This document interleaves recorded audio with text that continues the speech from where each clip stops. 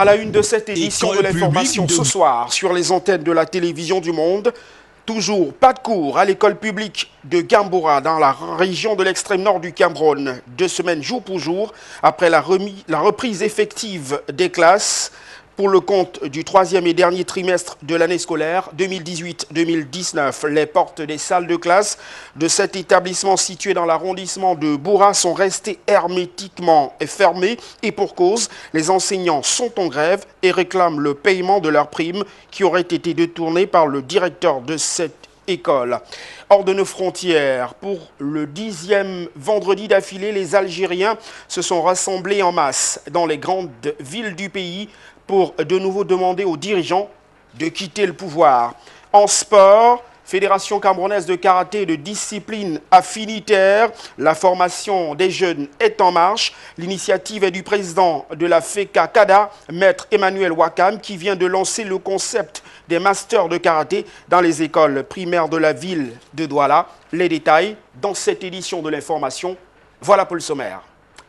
Ouvrons cette édition du 20h ce soir en nous rendant dans la région de l'extrême nord du Cameroun, précisément à l'école publique de Gamboura, située dans l'arrondissement de Goura, où les cours n'ont toujours pas repris. 2 semaines jour pour jour après la reprise des cours comptant pour le compte du troisième et dernier trimestre de l'année scolaire 2018-2019. Les portes de cet établissement sont restées hermétiquement fermées et pour cause, les enseignants sont en grève et réclament le paiement de leurs primes qui auraient été détournées par le directeur de cette école. Jean-Germain Yedna et Adje Gondje nous en disent davantage. École publique de Gamboura, dans l'arrondissement de Boura, département du Mayo-Tanaga, région de l'extrême nord. Nous sommes vendredi 26 avril 2019. À l'intérieur des salles de classe, tout comme sur la cour de récréation, pas l'ombre d'un seul élève, d'un enseignant, encore moins d'un responsable de cet établissement. Et selon certaines indiscrétions, ce silence de cimetière qui prévaut ce vendredi est d'ailleurs l'ambiance qui règne depuis lundi 15 avril dernier, jour de reprise effective des classes pour le compte du troisième et dernier trimestre de l'année scolaire 2018-2019. Et pour cause, des enseignants en service à l'école publique de Gamboura sont en grève et réclament leur prime de rendement qui aurait été détournée par le directeur de cet établissement, un certain Gadvou Elias, et ce avec la complicité de l'inspection d'arrondissement de l'éducation de base de Boura. C'est normal que les collègues réclament leurs droits, mais il ne faut pas le faire tambour battant. J'ai eu à apprendre même ici qu'il y a des gens qui ont appelé à Mokono pour demander quelles sont les modalités qu'il faut pour décharger les crédits des écoles. Le délégué départemental a déjà publié les montants par école, la décharge où le paiement doit s'effectuer ou s'étaler sur une année scolaire. Bon, on leur a dit que est-ce que votre inspecteur n'est pas là? Référez-vous. J'ai dit ils ont directement appelé au contrôle départemental des finances. Vous voyez donc, les gens, quand vous ne connaissez pas le chemin, il faut demander.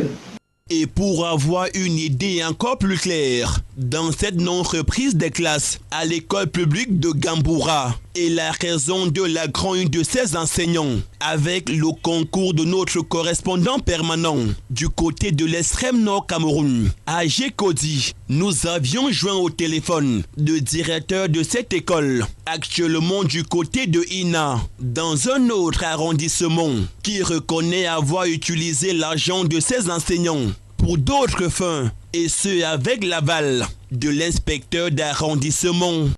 Si j'étais un gestionnaire aussi véreux comme vous êtes en train de le déplorer, selon ce qui vous a été rapporté, je pense que je ne serai plus là. En 24 ans, j'ai géré combien de millions pour les examens, le CEP, l'entrée en 6e, le CETI, le First School, le Common Entrance. En 24 ans. J'ai géré le crédit des écoles quand c'était les inspecteurs qui les géraient encore. Aucun directeur ne s'est plaint. Pendant les 19 ans que j'ai passé dans le monde, aucun directeur n'est allé se plaindre que j'ai détourné son argent. Les vacations, tout ça, ça transite par nous. Moi, c'est très curieux qu'ici, au moment où je m'apprête à aller à la retraite, à pratiquement 3 ans peut-être, si le bon Dieu le veut bien, que les gens cherchent à me tremper dans des histoires. Je suis très content qu'une commission de contrôle descende, qu'on aille école par école, et qu'un directeur lève le doigt pour dire qu'il n'a pas de pareil. 2 semaines après la reprise effective des cours, des salles de classe de l'école publique de Gamboura, dans la région de l'extrême nord Cameroun, restent toujours hermétiquement fermées. Des enseignants grévistes réclament leur dû pour reprendre le chemin des classes. Et ce sont les élèves obligés de poursuivre leur congé à la maison, qui payent ainsi le plus lourd tribut. La ville de Bafoussam serait-elle la cible des mouvements sécessionnistes? L'on serait tenté ce soir d'y répondre par l'affirmative au regard des tracts en circulation dans le chef-lieu de la région de l'ouest du Cameroun et dans le département de la Mifi. D'ailleurs, dans la nuit d'hier, un domicile au quartier Kena a été incendié et autour de ce domicile, l'on a retrouvé des tracts de sécessionnistes. Jean-Jamais Yedna, Herbert Kouamou. Dans la nuit du jeudi 25 à ce vendredi 26 avril 2019, cette maison d'habitation, assortie des boutiques à l'avant, située au quartier Kena, dans le département de la Mifi, a été entièrement consumée par les flammes. Selon des informations recueillies sur les lieux, l'incendie aurait déclenché très tard dans la nuit, aux environs de 3 heures du matin. Et une seule question taraude les esprits sur place. Est-ce un incendie normal ou une main criminelle à l'origine? Puisqu'autour de la maison sinistrée se trouvaient des tracts attribués aux combattants sécessionnistes de l'état virtuel de l'Ambazonie. Nous déplorons l'incendie de cette maison. Nous sommes là, on voit que la maison a brûlé toute la nuit. C'est quelque chose qui n'est pas admissible. Cela dit, il faut faire très attention parce que quand on arrive devant une situation comme celle que nous vivons actuellement, il faut élaborer les hypothèses, plusieurs hypothèses. Et les hypothèses ont un rapport avec l'origine de cet incendie. Est-ce qu'il y a un problème au niveau de la famille propriétaire de cette maison? Parce que, vous savez, il peut y avoir des problèmes au niveau d'une famille qui oppose des frères et des sœurs. Et la réaction des uns peut être de venir mettre l'incendie peut-être sur la maison querellée. Voilà une hypothèse qu'on ne peut pas abandonner. Est-ce que cet incendie est le fait des Ambazoniens, des forces obscures qui sévissent dans la région du nord-ouest ou encore dans la région du sud-ouest? Des séparatistes seraient-ils en train d'étendre leurs tentacules dans la région de l'ouest après les départements de la Ménois, des Bamboutos et du Noun? C'est au tour du département de la Mifi de marquer leur présence. En effet, depuis plus d'une semaine, des tracts qui proviendraient des sécessionnistes circulent dans la ville de Bafoussam, annonçant leur présence et appelant les populations à se joindre à eux.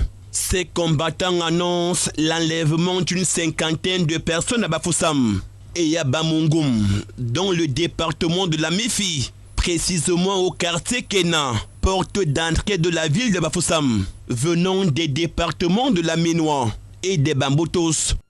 Nous déplorons tous ce qui se passe dans les deux régions du nord-ouest et du sud-ouest.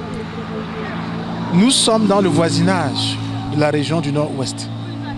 Et depuis un certain temps, les tracts circulent ici même en Kena à Bamungum, qui est la porte d'entrée du département de la Mifi par rapport à cette région du nord-ouest. Moi je crois que j'ai vu le commandant de brigade tout à l'heure et les enquêtes ont sans doute commencé. Donc je pense qu'on doit attendre le résultat des enquêtes pour être fixé de façon définitive sur ce qui a dû se passer ici toute la nuit. Donc pour le moment, il faut travailler avec ces hypothèses-là. On ne peut pas être fixé par rapport à une seule des hypothèses. Et quelle que soit l'issue de l'enquête ouverte par les autorités administratives et les forces de maintien de l'ordre, la circulation des tracts des séparatistes à Bafoussam, dans le département de la Mifi et dans l'ensemble de la région de l'Ouest, reste et demeure une menace à prendre au sérieux.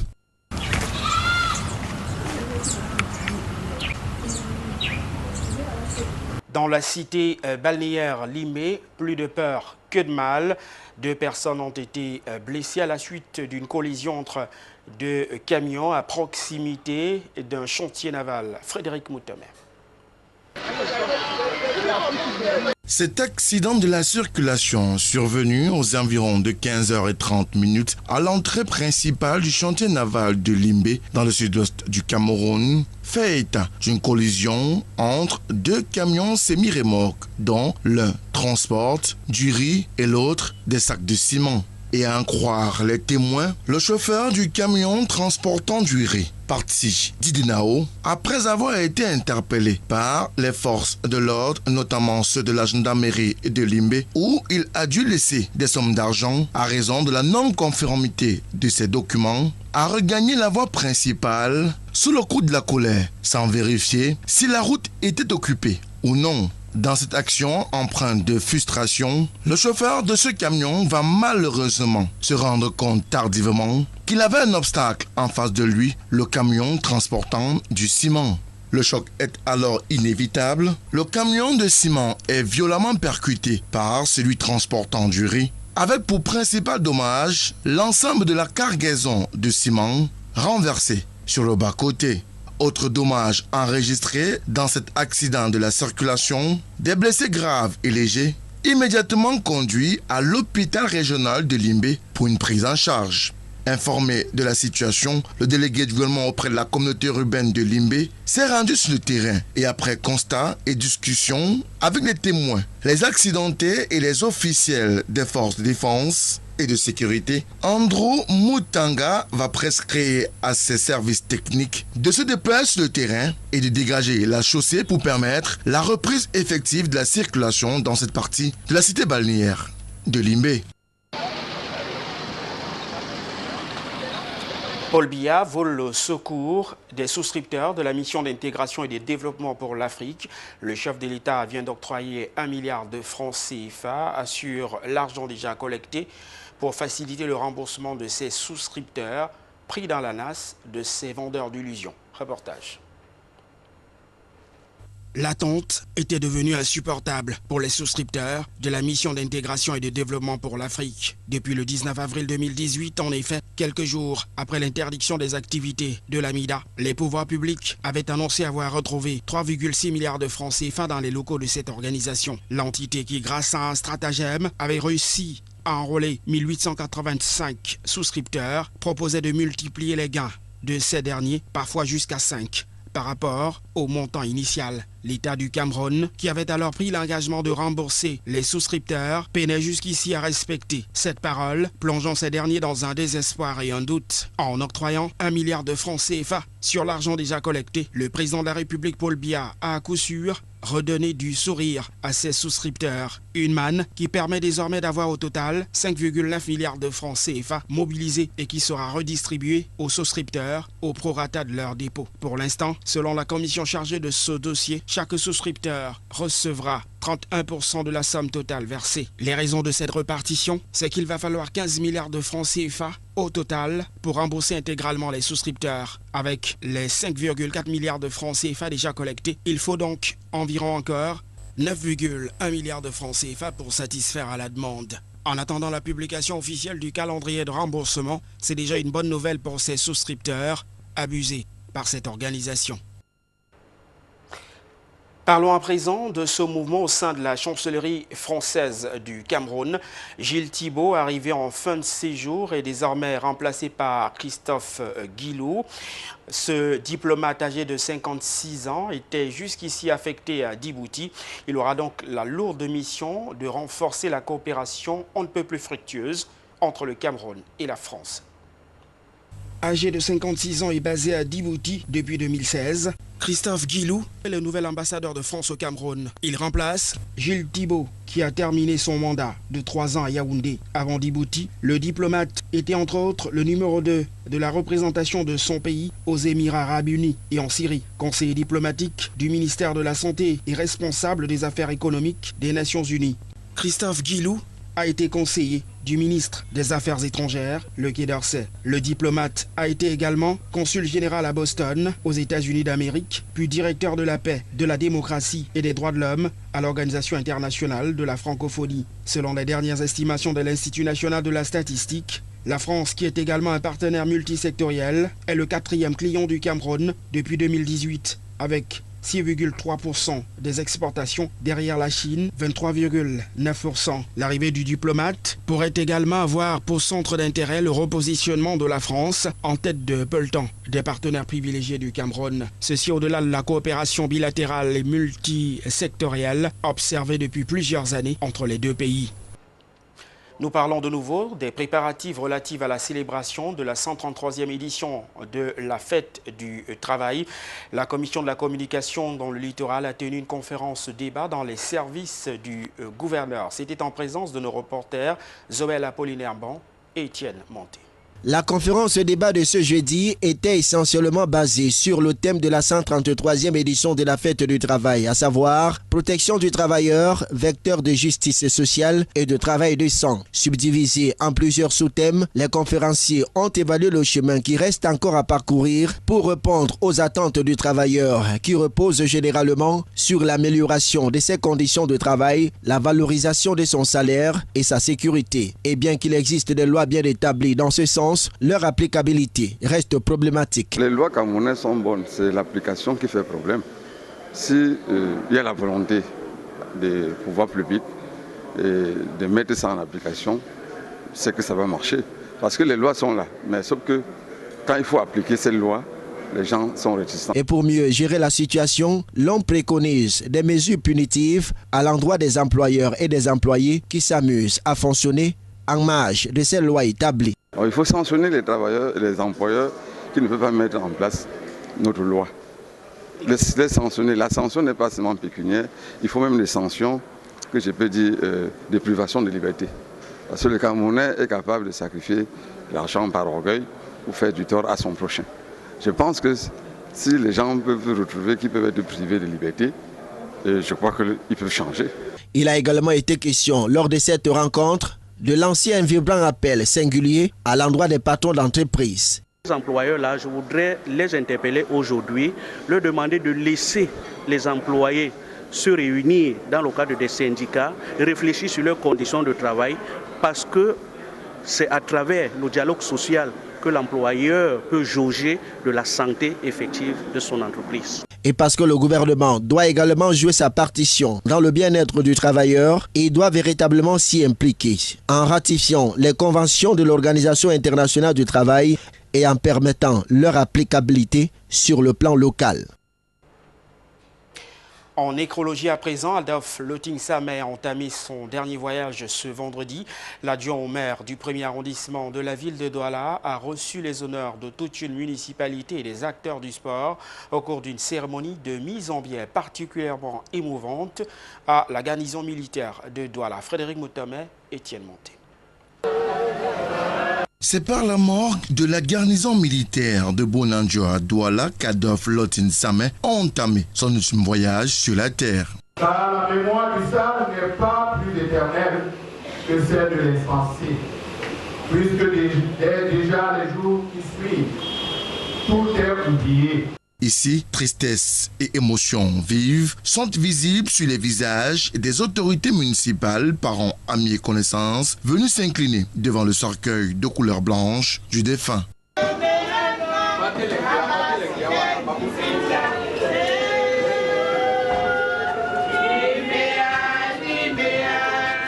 Pour les responsables de la mairie de Douala 1er, où il occupait le poste d'adjoint au maire, Adolphe Loting-Samé, qui s'en va, était un véritable serviteur qui ne saura être remplacé, même si la loi a prévu que le processus soit enclenché après une pareille circonstance. Il était au-dessus désobédience, bien qu'appartenant à une obédience. C'est pour cela que nous gémissons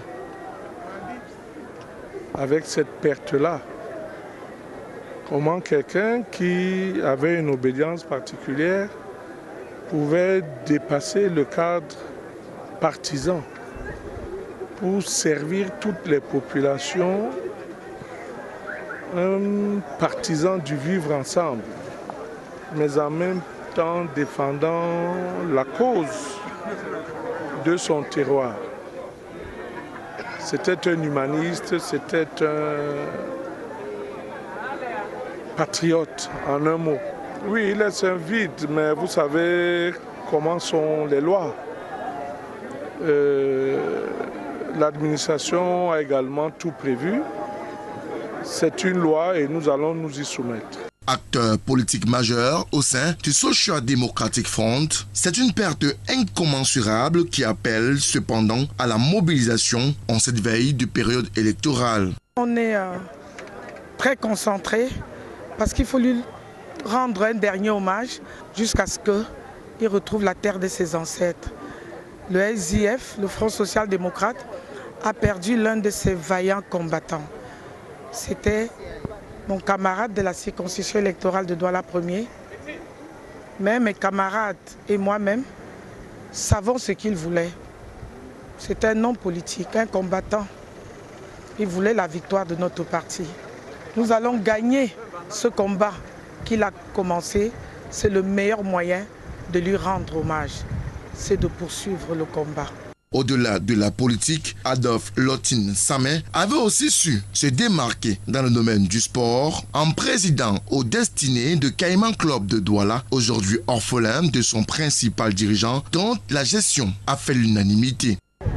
D'un grand président engagé, qui en dehors du fait même qu'il soit le président de Caïman, s'intéressait du sport en général, c'est-à-dire donner un coup de main aux autres clubs proches.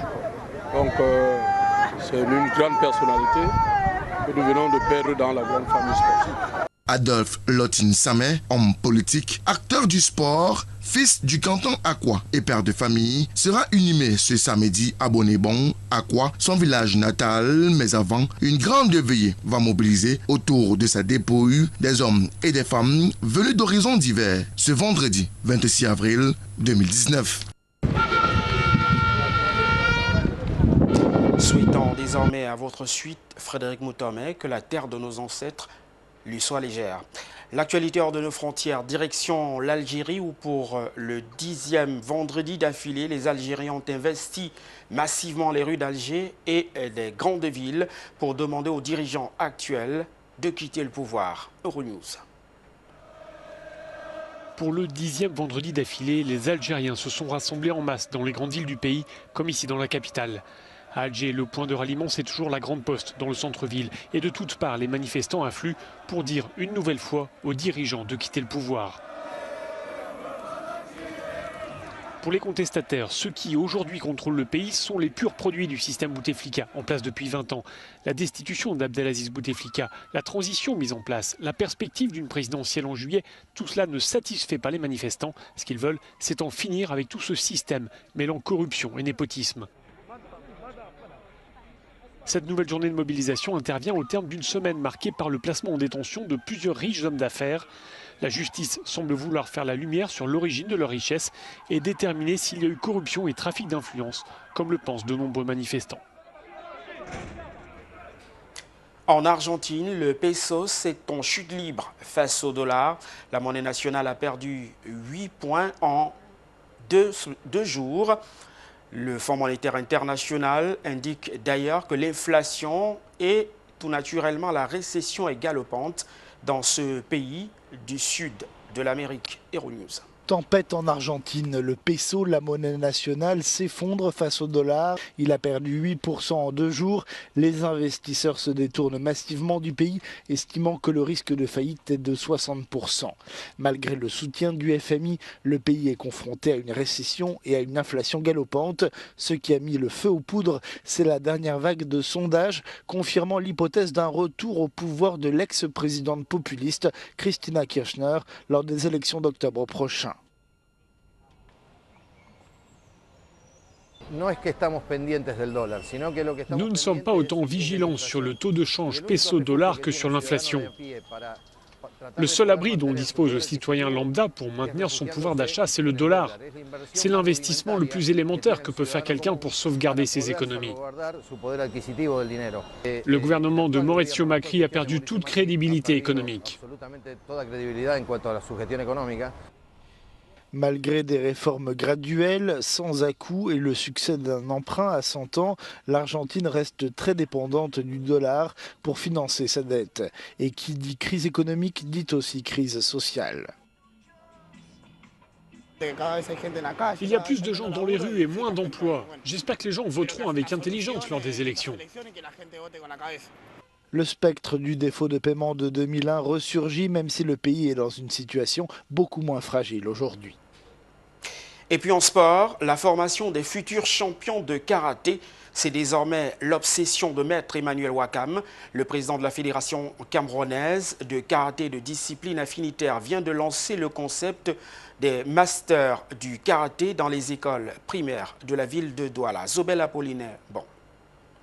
C'est dans une école primaire bien connue du quartier Bodamou-Sadi que le concept de masterclass du karaté a été lancé ce vendredi. Un concept du président de la FECACADA, maître Emmanuel Wakam, qui vise à promouvoir la discipline et à former des futurs champions. Pour cette première journée, plus d'une cinquantaine de jeunes élèves ont été entretenus par la double championne d'Afrique de sa catégorie, Akele Otto Hillary Clinton, sur la définition de la discipline elle-même et sur quelques techniques de défense. Aujourd'hui, c'était juste prise de contact parce que c'est la première fois et ce sont les tout petits, donc c'est pas facile l'appréhension avec eux. Aujourd'hui, nous avons appris à saluer et nous avons appris les 3 premières techniques du karaté, c'est-à-dire le Oichuki, le Gidan Barai et le Ageuke, qui sont 3 techniques très différentes. La première, c'est le coup de poing au niveau Shudan, c'est-à-dire niveau du ventre. Le premier blocage, Gidan Barai, qui bloque toutes les techniques venant du bas. Et maintenant, la 3e technique, le Ageuke, qui bloque toutes les techniques venant du haut. Ce premier contact avec les élèves a duré pendant près d'1 heure et les apprenants en ont pris du plaisir. Ce lancement des masterclass de karaté n'est que le début d'un long processus qui va s'étendre dans plusieurs autres établissements de la ville de Douala. Avant de mettre la clé sous le paillasson de cette édition de l'information ce soir, le rappel des principaux titres qui en ont constitué le sommaire. D'abord, pas d'école dans la ville de Gamboura pour les élèves de l'école publique éponyme située dans l'arrondissement de Gouras et dans la région de l'extrême nord du Cameroun. 2 semaines, jour pour jour après la reprise des classes comptant pour le compte du 3e trimestre de l'année scolaire 2018-2019, les cours n'ont toujours pas repris au sein de cet établissement. Les salles de classe sont restées hermétiques et pour cause, les enseignants sont en grève et réclament le paiement de leurs primes qui aurait été détourné par le directeur de cette école. Dans cette édition, nous sommes revenus sur ce fait d'actualité. Hors de nos frontières, nous avons mis le cap sur l'Algérie où pour le 10e vendredi d'affilée, les Algériens ont investi les rues d'Alger et les grandes villes pour réclamer de nouveau le départ des dirigeants actuels. Et puis en sport, c'est un concept pour dénicher désormais les futurs champions de karaté que vient de lancer maître Emmanuel Wakam, qui est le président de la Fédération camerounaise de karaté de discipline affinitaire, qui a lancé les masters du karaté dans les écoles primaires de la ville de Douala. Écho et images dans cette édition de l'information. C'est tout pour cette livraison du 20h. Merci de nous avoir accordé une fois de plus ce soir votre attention. Nos programmes se poursuivent. Bon début du week-end à tous.